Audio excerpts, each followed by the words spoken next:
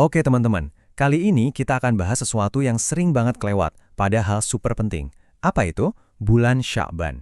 Bulan yang jadi gerbangnya Ramadan. Nah, kita bakal bedah tuntas gimana caranya memaksimalkan bulan persiapan ini, biar pas masuk Ramadan kita udah siap tempur.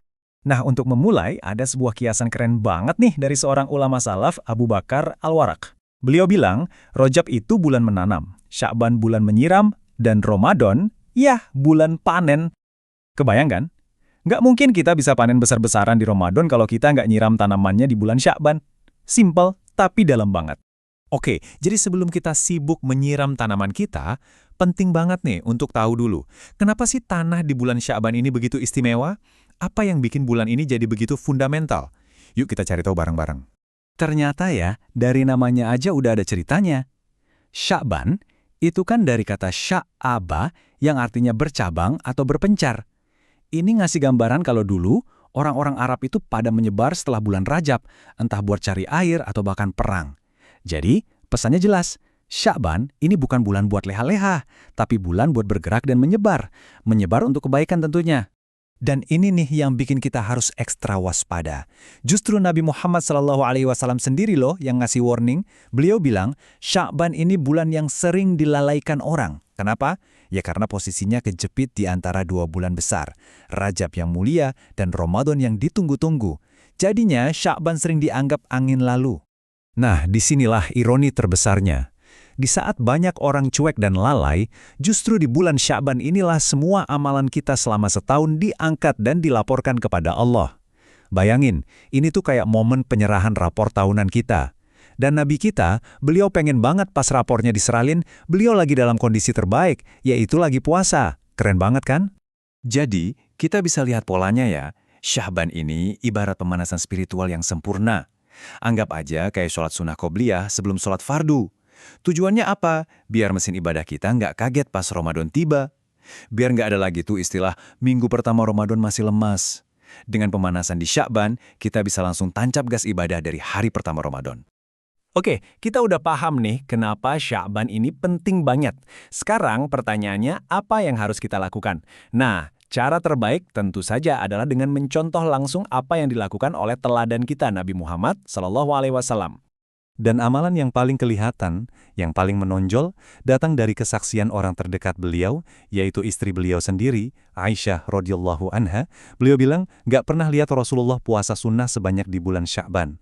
Jadi jelas, puasa adalah menu utama untuk menghidupkan bulan ini. Tapi, ada catatan penting nih, meskipun beliau memperbanyak puasa, beliau nggak pernah puasa sebulan penuh di Sya'ban. Kenapa? Untuk membedakan dengan puasa Ramadan yang hukumnya wajib. Jadi, kuncinya itu di kuantitas dan intensitas, bukan menjadikan Sya'ban sebagai Ramadan kedua. Ada garis tegas antara yang sunnah dan yang fardu. Selain puasa, ada lagi nih tradisi keren dari para ulama terdahulu. Mereka sampai menjuluki Sya'ban sebagai Syahrul Qurra, atau bulannya para pembaca Al-Quran.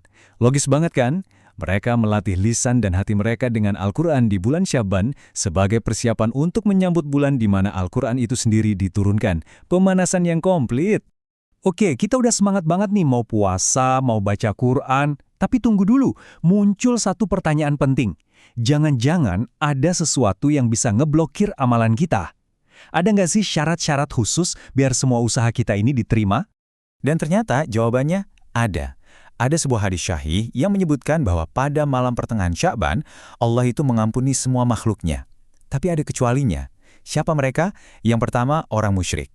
Dan yang kedua, ini yang sering kita sepelekan, adalah musyahin, yaitu orang yang menyimpan dendam dan kebencian di hatinya. Wah, ini jadi PR besar buat kita. Nah, omong-omong soal malam pertengahan Sya'ban, atau yang kita kenal sebagai nisfu Sya'ban, ini area yang sering banget jadi simpang siur dan penuh mitos. Yuk, sekarang kita coba luruskan benang kusutnya. Kita pisahkan mana yang memang sunnah dan mana yang cuma inovasi tanpa dasar. Lihat deh perbandingannya. Jelas banget. Riwayat yang sahih atau otentik itu fokusnya ke internal, ke pembersihan hati dari syirik dan dendam. Nggak ada ritual spesifik. Nah, sementara riwayat yang palsu, itu justru nyuruh-nyuruh ritual aneh, kayak sholat khusus 100 rakaat lah, puasa khusus di tanggal 15 lah, yang semuanya nggak ada landasannya sama sekali. Dan ini bukan cuma kata kita ya. Ulama sekali berimam An-Nawawi itu tegas banget loh. Beliau bilang, Salat-salat yang dikhususkan di malam nisfu Sya'ban itu adalah bid'ah yang tercela. Jelas ya, para pakarnya sudah ngasih lampu merah. Terus, ada mitos populer lainnya. Katanya takdir tahunan kita soal rizki, ajal, itu semuanya ditentuin pas malam nisfu Sya'ban. Padahal, kalau kita buka Al-Quran di surat Ad-Dukhan, jelas banget disebutin kalau semua urusan penting itu diputuskan di malam yang diberkahi. Dan para ahli tafsir sepakat, malam itu ya Lailatul Qadar di bulan Ramadan, bukan di Sya'ban.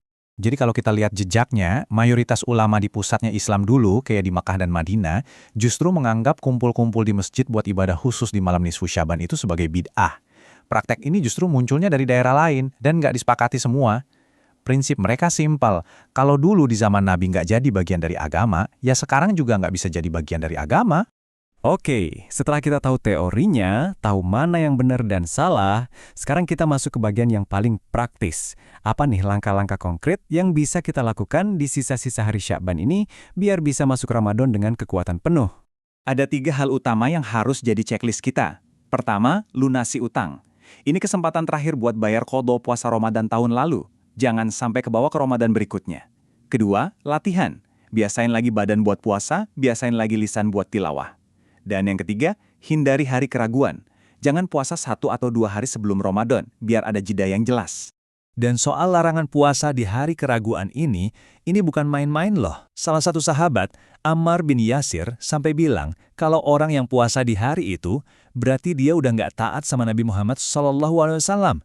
Serius banget kan dampaknya? Jadi, kita kembali lagi ke analogi awal tentang petani tadi. Kita udah ada di bulan Sya'ban, bulan untuk menyiram tanaman. Nah, pertanyaannya sekarang, kembali ke diri kita masing-masing. Setelah kita menyirami tanaman amal kita di bulan ini, apakah kita benar-benar siap untuk menyambut panen raya di bulan Ramadan nanti? Semoga ini jadi bahan renungan kita semua.